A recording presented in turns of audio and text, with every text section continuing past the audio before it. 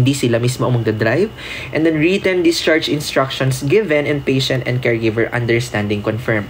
Ito, staple naman guys. Okay? Kahit hindi naman nag-surgery ang clients ninyo, di ba may home care, discharge instructions naman talaga yan. Okay? So, understood na po. So, again, phase 1 criteria, phase 2 criteria. So that, when we try to answer this question, o discharge criteria for the phase 2 include, alin po dyan ang makasali?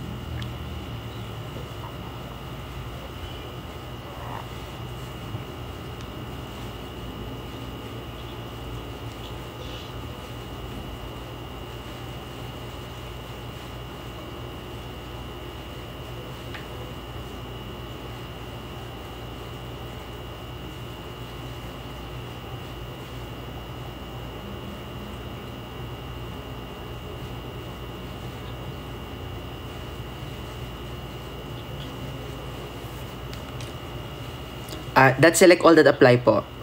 So, you try to include all options na kasali. We're asking criteria for phase 2.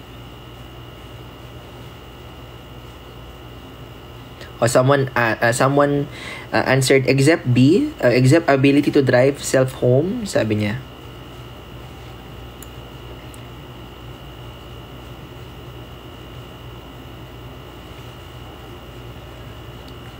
O A, C, D. O, sirit na guys. Reveal na natin yung answer.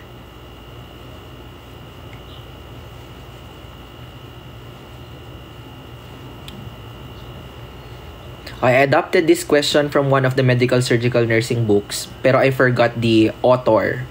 Okay? The correct answer here would be C, D, and E. Sir, ito na. Bakit po hindi sinali yung no, nausea, or vomiting?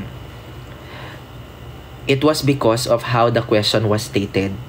Paano sinabi yung tanong dyan? Discharge criteria for the phase 2 patient include. So, yung criteria mismo, yung mga explicitly mentioned there, ano yung mga conditions na nandoon? Balikan natin. Phase 2. All PACU discharge criteria phase 1 have been met. Anong nakikita nyo dyan? Minimal, nausea, and vomiting. So, okay lang ang merong minimal. Tama? Yes. Hindi sinabi explicitly na no. Ngayon, sir, edi mas maganda sana kung i-include natin yung A. But again, the way na construct yung tanong, we are talking about criteria kasi. So, kung ano yung mga conditions na nandoon mismo. Okay? Pero guys, ito ang pero dyan. Kung ang pagkaka-state ng tanong, which of the following, paano natin i-frame yun? Kung alin daw sa mga sumusunod ay manifested by your clients would mean that they can be discharged na, that's the time you include letter A. Kasi maganda yun na wala siyang nausea or vomiting. Kung gano'n yung pagkaka-frame ng tanong. Pero dito kasi, guys, we're talking about the criteria themselves. Nakuha? Are you convinced? So, hindi kasama ang letter A. Hindi rin po kasama ang letter B. Kasi ability to drive self-home. Hindi naman sila ang magdadrive. Okay? Sabi doon, there's a responsible adult member willing to drive the client. So, hindi sila mismo yung magdadrive. Again, hindi po kasali ang letter A dahil sa pagkakastate ng tanong. Criteria ang pinag-uusapan. So, we have to be very technical. Okay lang itong letter E. Why? Ang sabi po doon, pag within 30 minutes, hindi pwede. Pag beyond that, pwede na. And then letter D, sabi natin staple, lahat naman may discharge instructions. Even those who did not undergo surgery. Okay. So, in summary, ito comprehensive na lang po, no? Na mga assessment natin sa PACU. But what I would like you to focus on is number 1. You see? Kahit gaano pa karaming mga i-check nyo dyan, airway, breathing, circulation, vital signs, neurostat, level of pain, wound, dressing, color ng skin, temperature, and urinary status. Notice that number 1 ay ang airway, breathing, and circulation. So, when asked, what would you prioritize na titignan sa PACU? Yan pa rin, ABC. Okay? And then, what else? Position. O check for IV infusion. Position call light within reach. That is to avoid fall. Para hindi na bumangon yung client mo, just to call for your assistance. 11, assess for any nausea or vomiting. 12, determine emotional state. 13, we check for the presence of caregiver. And 14, check and carry out post-operative orders. So, I need not to emphasize on this. Why? Kasi, basically, yan na rin yung mga pinag-usapan natin kanina. And then, sa nursing diagnosis, what I tell my students, these are only examples. Hindi limited dyan yung mga pwedeng maging nursing diagnosis. It's still case-to-case basis. Ano yung problema ng client mo? Okay? So, ayun po. Be careful in answering questions regarding that. And ito na. Tapos na sana to kanina, guys, but I would like to emphasize this, especially for our board takers, kasi during our time may lumabas sa pain management post-op. Okay? Ito mismo pinag-uusapan natin ngayon, post-op pain management. This is my favorite part ng discussion, so makinig. Sabi po dito, pain is usually greatest 12 to 36 hours after surgery. So that's the time peak ng pain. Why? More probably, that is the time when the anesthesia is wearing off. Nawawala na yung mga effect niya. During the initial post-op period, patient-controlled analgesia or continuous analgesic administration through an IV or epidural catheter is often prescribed. Now, put a star. Ito na. I-box, bilugan, i-highlight, gawin mo na lahat. Tandaan mo lang ito. As needed, or your PRN, or as necessary, parenteral or oral analgesics should be administered on a routine basis every 2 to 6 hours depending on the drug route and dose for the first 24 to 36 hours. I know what you're thinking, sir, di ba? PRN yan. So, dapat upon the request of the client. We're talking about post-operative pain management. So, even though it's as necessary, even though it's as needed, it should be administered on a routine basis. Sir, hindi ba ma-overdose ang client? Hindi ba at least for addiction? Actually, it's counterintuitive. Baliktad sa ine-expect natin. All the more, mag-overdose ang client mo kung aantayin mo pa na sumakit to a severe extent yung pain nila, no? Before ka magbigay. As a prudent and logical nurse, you anticipate already that there is pain kasi inoperahan yung client mo. So, don't wait na maging severe siya before ka magbigay. Okay? So, sabi dyan, tandaan ninyo, as needed, drugs should be administered on a routine basis. I emphasize na ha, o i-box, bilugan. Baka lang maulit kasi during our time lumabas po yun. What is the best way to administer post-operative analgesics or pain medications post-surgery, ganun.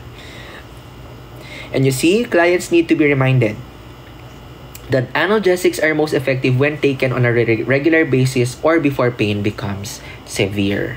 Tignan ninyo sa WHO guidelines, una dyan, by the clock. To maintain freedom from pain, drugs should be given by the clock or around the clock rather than only on demand. So, given on a regularly scheduled basis. The frequency will depend on whether it is a long or short-acting preparation. Next, by the mouth. So, literal po ito na oral. Bunganga. So, it's ideal for most patients who can swallow and are conscious. When the oral route is not feasible, o hindi po pwede na oral route, that's the time you consider other least invasive routes like sublingual, subcutaneous, before intravenous. Kasi pag intravenous dyan, no going back. Pag sinaksak mo, ay ayan na ang drug. Mabilis ang bioavailability. And take note, the intramuscular route should never be used when talking about post-op pain management, guys, ha? Why does the WHO discourage IM route? Kasi yung absorption rate po dyan is variable. Nagbabago-bago. Depending on how dense the muscles are, dun sa area na tinusukan mo. What else? Kung may natusok kang vein. 'Di ba? So, a lot of things can affect yung absorption rate kapag IM. So, we don't use IM when talking about post-op pain management. And lastly, by the ladder. If pain occurs, there should be prompt administration of drugs in the following order. Step 1, non-opioids. Example, acetaminophen. Step 2, mild opioids, codeine. Step 3, morphine or hydromorphone until the patient is free of pain. So more specifically, here is our analgesic ladder.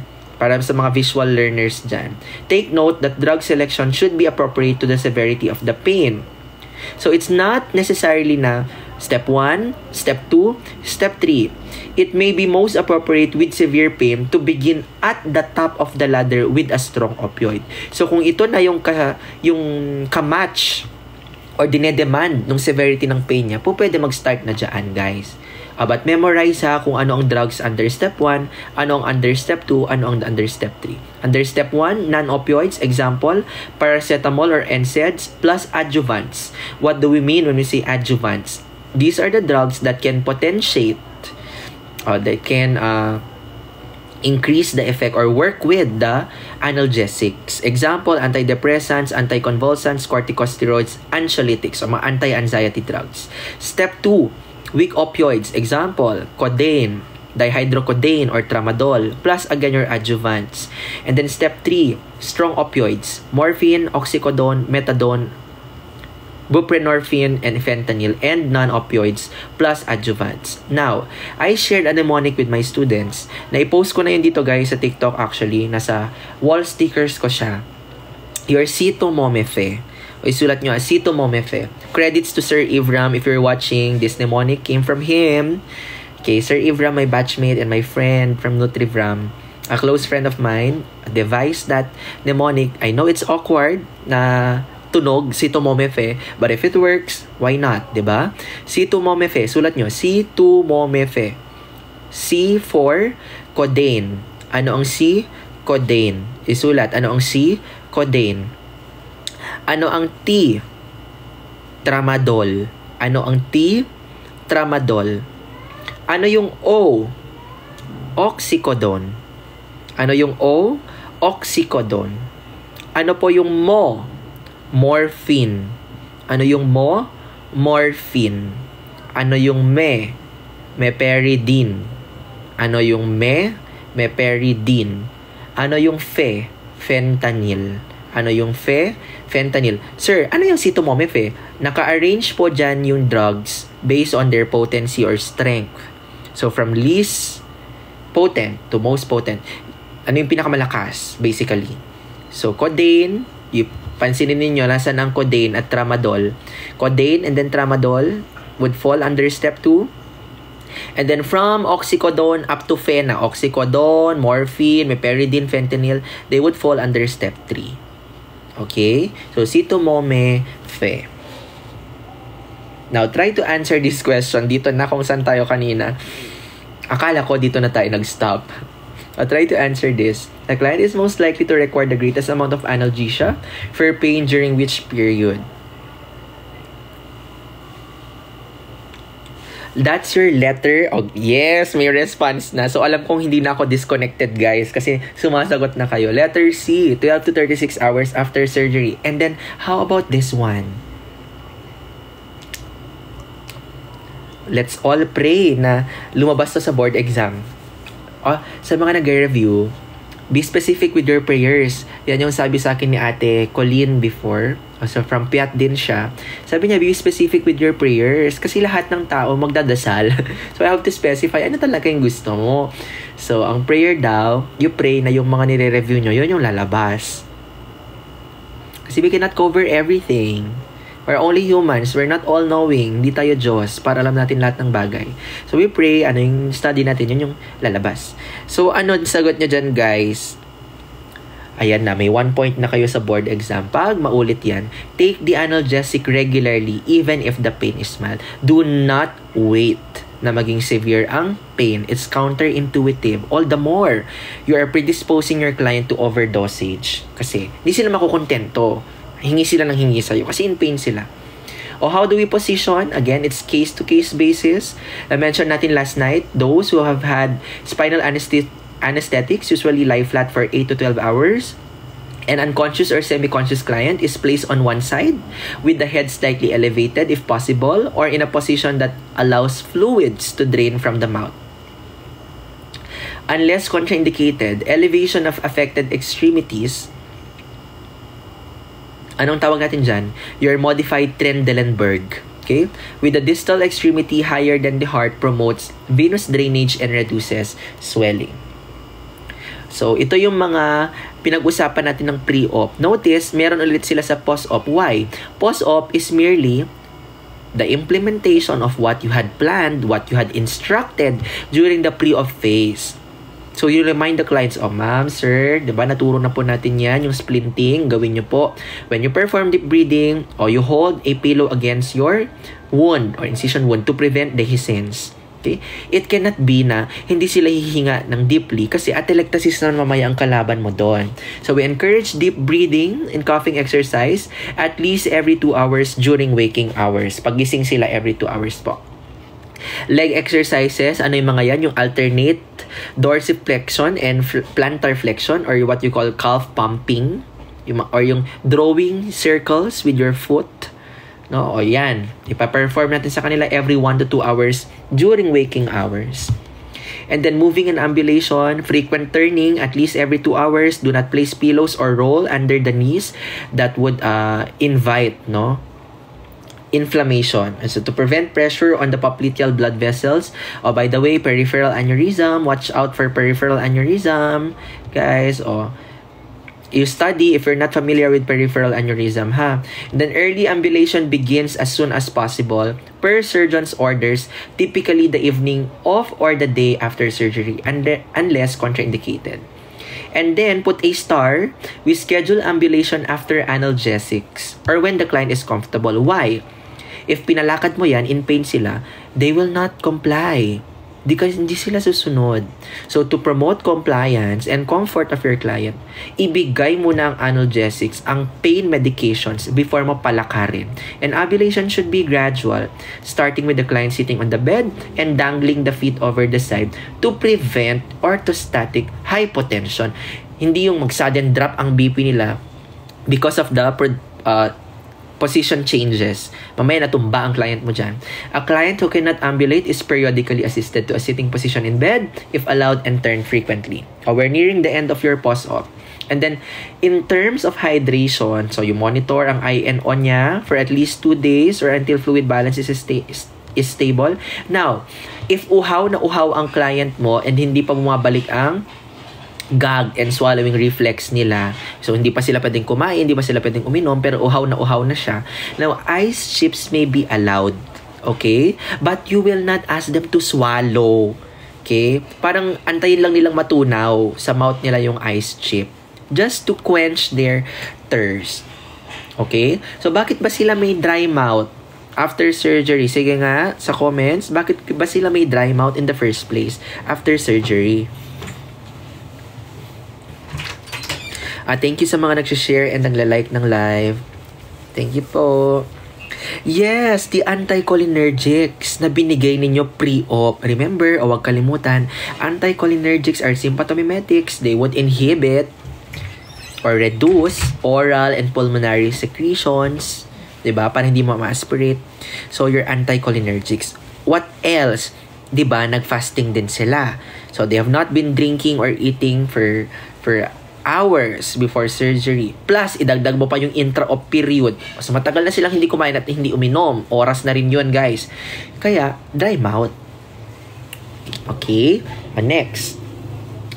Your urinary function. So, anesthesia may temporarily reduce bladder tone. So, babalik yun 6 to 8 hours. So, you help the clients use the bedside commode or stand if possible and ensure adequate fluid intake due to urinary retention. You check for difficulties, voiding, and bladder distension, and then report to the surgeon if the client hasn't voided within 8 hours, unless otherwise directed.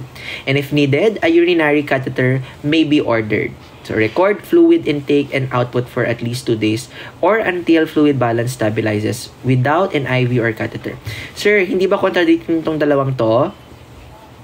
Sabi, typically returning to 6 to 8 hours yung bladder tone. Bakit i-report sa surgeon if hindi siya makaihi within 8 hours? You report if distended na ang bladder, in pain na ang client, and yet hindi siya makaihi. Okay? But expected yan, yung bladder tone would return 6 to 8 hours.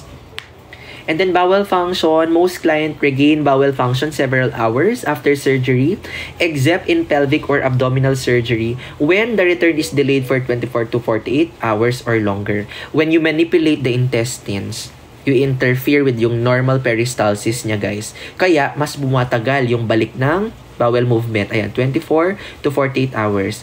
Assess the return of peristalsis by hearing gurgling or rumbling sounds when auscultating the abdomen. What else? What would tell you na active na ulit ang bowels ng client pag anong sabi nila sa practice na naririnig ninyo? How can we say na pwede nang kumain ng clients? Flatus, the passage of gas or flatus, guys. And bowel sound should be carefully assessed every 4 to 6 hours. Oral fluids and food are usually started after the return of peristalsis. Now, diet, put a star. A highly testable topic din, diet. Yung progression ng diet. Tinatanong din sa exams yun. So, follow the surgeon's instructions for the diet, which may range from nothing by mouth for a few days to resuming oral intake once nausea subsides. So, NPO muna. And then, after NPO, clear liquids. If tolerated, gradually progress to full liquids naman. Anong pinagkaiba ng clear liquids sa full liquids? Guys, yung clear liquids, from the word clear, sila yung mga pag nag-shine ka ng ilaw, tatagos yung ilaw. Parang water, broth, yung broth, parang tinola, yung ano ng tinola, kaldo ng tinola. Ano yung mga full liquid, sir? Yung malapot. So, light cannot shine through it. No? Pag inilawan mo. Malapot. Ano ba? Macaroni soup. Yung soup lang itself, ha? And then, a regular diet depending on gastrointestinal function. To assist very weak clients to eat and observe the client's tolerance of the food and fluids ingested. And note, sabi nga natin kanina, report the passage of flatus or abdominal distension. Now, in suctioning, guys, ganito pang itsura ng suction catheter. Whistle tip, tong letter B. That's the reason why we ask you to rotate. Di ba ginaganito nyo yung suction catheter? Kasi nasa side po yung butas niya. Now, if hindi mo niro-rotate, it's as if you are not covering the entire circumference of the airways or whatever you're trying to suction. Okay? So, whistle tip. It's less irritating. Ito naman po yung open tip. Dalawa ang butas niya. So, for thicker mucus plugs, ginagamit yan. So, we suction as necessary. We never suction regularly or on a fixed schedule, guys. Red flag sa exam yun, pag suction regularly. We suction if the following indicators are met. So, dyspnea, client is unable to expectorate, hindi niya maiubo in secretions niya. There's bubbling or rattling or adventitious breath sounds, poor skin color or pallor, duskiness or cyanosis, restlessness or the early signs of hypoxia. Your car, changes in behavior, altered LOC, restlessness. So, memorize nyo na car. Early signs of hypoxia, changes in behavior, altered LOC, restlessness. Mapapakinabangan nyo yun hanggang board. And then tachycardia as a compensatory mechanism of the body to improve cardiac output, improve oxygenation, and then decrease autosat level. Siyempre, di ba? Ibig sabihin, hindi na nakakahinga ng mabuti yung client mo. And then, suction pressure would vary depending on age. Not exceeding 100 millimeters of mercury in infants, not exceeding 125 millimeters of mercury in children, not exceeding 150 millimeters of mercury in adults. Tas pag open system, 120. Closed system, 160. This one is easy to memorize. Why? Increments of 25. O, 25 ang difference nila. 100, 125, 150. Ito naman, 120 and 160 lang. 120 pag open, 160 pag closed. And the duration, ideally, we limit yung suctioning within 5 to 10 seconds. Okay? Kasi guys, you are drawing also air. Nahihigop nyo din yung air sa clients ninyo. So, 5 to 10 seconds lang. Then, rotate the catheter by rolling it between your thumb and forefinger. And, don't forget to hyperoxygenate. Okay? Hyperventilate the lungs with a resuscitation bag before suctioning. If the client is on a ventilator, use the ventilator for hyperventilation and hyperoxygenation. And, magbigay ka naman ng rest. 2 to 3 minutes with oxygen as appropriate before between suctions. So, may interval. Wag naman, pagka-suction mo, tapos maya suction ulit. Allow 2 to 3 minutes na rest. Okay? That's the time na mag-hyperoxygenate ka. So that, in answering this question, anong sagot nyo guys?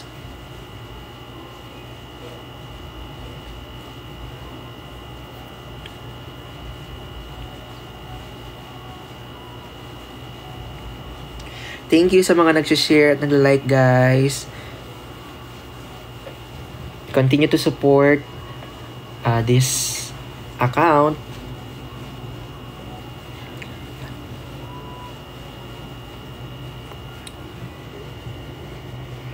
Letter A, only when withdrawing the suction catheter. Not while inserting ha, o guilty yung iba dyan during practice, nagmamadali, or maraming gustong masuction. You insert first, and then when resistance is felt, means nandun ka sa carina or yung bifurcation ng trachea into the bronchial tree. Now, pag na-feel mo yung resistance, withdraw muna.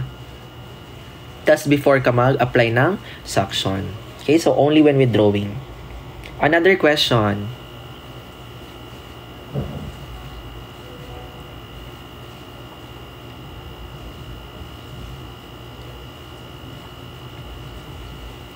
Ayan, mabilis silang sumagot, guys. Letter C, rotate the catheter while applying suction. We do not lubricate the suction catheter with petroleum jelly, NSS, or sterile water. Letter B, apply suction intermittently while inserting, o sabi natin kanina dapat while withdrawing yan. And then D, hyperoxygenate with 100 oxygen for 30 minutes. Masyadong mahaba. Anong sabi doon kanina? May rest periods na 2 to 3 minutes with oxygen. Okay, so this is very lengthy. Pag 30 minutes. Now, post-op nursing management, wound care. So we check for appearance, size, drainage, swelling, pain, drains or tubes. But what I would like to emphasize, guys, is dito. Nurses are responsible for maintaining the wound suction and draining excess exudate. You teach the client or caregiver to empty, measure, and record the drainage at least once daily. O wag atat na ibuhos yung laman nun. I-document mo muna. Gaano karami, ano yung color, ano yung appearance, di ba? Instruct the caregiver to observe the wound daily for signs of infection such as your redness, edema, tenderness, or purulent drainage, or your inflammatory process. Yung rubor, di ba? Rubor, redness, calor, heat. Ano pa yun? Tumor or swelling, dolor, pain, functionalisa, loss of function. And then the client's temperature should be measured twice daily. Wear gloves and avoid touching the drainage port. O kayo guys, kung gusto niyo in contact kayo with your client's body fluids. Generally, the suction is discontinued from 3 to 5 days post-op or when the drainage is minimal. And then we have 2 types of drains. First is your open. Ganyan, open. Bakit siya tinawag na open? Kasi po, it drains into dressing. Example, Penrose drain. So yan, yung drain dyan guys, merong nakalagay na dressing kung saan pupunta yun or maa-absorb yung drain. And then the other, kung may open tayo, syempre meron ding closed. Yan, yung parang grenade na sabi nila dyan, yung Jackson Pratt and your Hemovac. O closed kasi, it's not exposed sa air. You notice, ayan yung tube and then pupunta siya dun sa mismong system. Notice its position below the level ng incision para hindi mo i-reintroduce, guys, yung laman niya. And pansinin nyo din na naka-pisil siya. Ayan o, tingnan nyo, nakupit, kunada. In Ilocano. Ilocano ba yun or Tawis? Basta yun. Na ano siya, na flatten, na compress. Why? Bakit siya na-compress? Later you will know why. Bakit siya naka-compress?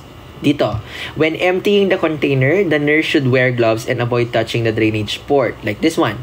To re-establish suction, the nurse places the container on a solid flat surface with the port open. Ayan.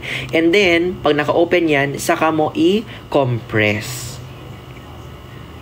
So, why are we compressing? To generate negative pressure. Okay? So, parang in a way, hinihigop niya.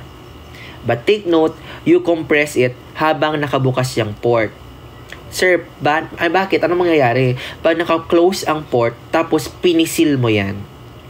Pag po naka-close ang port at pinisil mo yan, na may laman pa siya guys, you are reintroducing the drain. You are generating positive pressure instead of negative pressure. Tinutulak mo pabalik yung laman niya sa client. Okay? So, in here, a table, a screenshot nyo na lang. Kasi I like to study in study table. Sabi ko nga sa inyo, no? This one lang naman papakita yung daily amount ng mga secretions. So, either urine or gastric contents, wound drainage or bile man yan. And then their color. Okay? For those who would like to study na lang this, screenshot nyo, guys. Okay na? Can we move to the next slide?